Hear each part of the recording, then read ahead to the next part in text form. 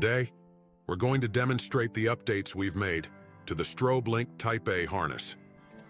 For this demo, we have chosen to demonstrate the Type A harness with 4 perimeter strobes and 1 mini bar. Let's review this setup. So I've got 4 sections here. The front section, this is for the 2 strobes inside the grille. The rear section is for strobes that can go on a bumper or the tailgate. The roof section is for the mini bar on top of the cab. The power section and switch section, this hooks everything up to the battery or any other power source, such as an inverter or fuse box. Finally, there is the control switch. This unit allows one to control all the lights or hook up to any auxiliary source, such as an upfitter switch. This harness is modular, so you can customize it however your customer wants. If your configuration ultimately ends up being 6 or 8 strobes, the Y-splitter adapters are already in those kits. This harness is long enough for pickup truck beds or flatbeds up to 10 feet. If you have a longer bed or truck body, just grab an extension harness. We have an important piece of advice. Before you go ahead and install the harness and all the perimeter strobes onto the grille or the bumper of the vehicle, we highly recommend preparing the harness and programming the strobe lights on your bench first.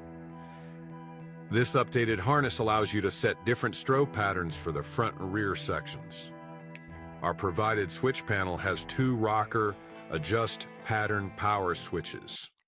Mode 1 and Mode 2 can be preset, and we are pleased to say they can both have different strobe light patterns retained for the front and rear sections. As a convenience, that programming Y-splitter is included as an easy programming tool. The mini bar strobe patterns can be adjusted directly from the switch box while connected to the harness. Let's get started by programming the perimeter strobes first. To program the perimeter strobes, we suggest using this Y-splitter.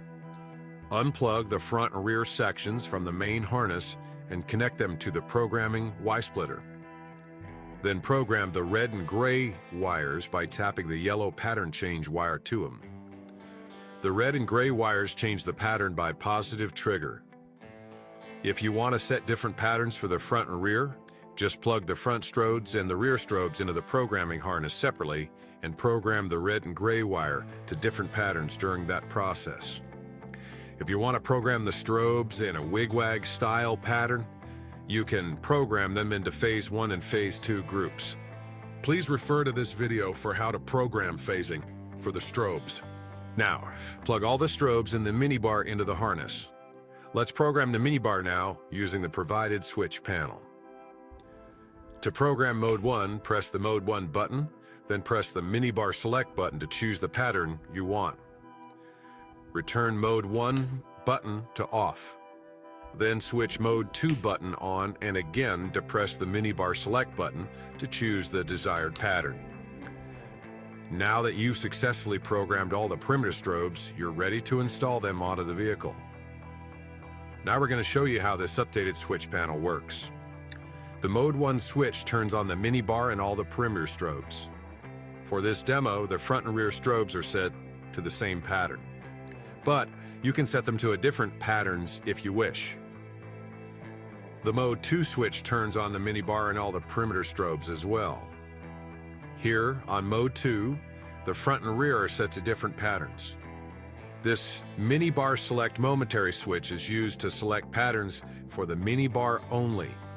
Note, there is no provided pattern select for the front and rear perimeter strobes on our provided switch panel.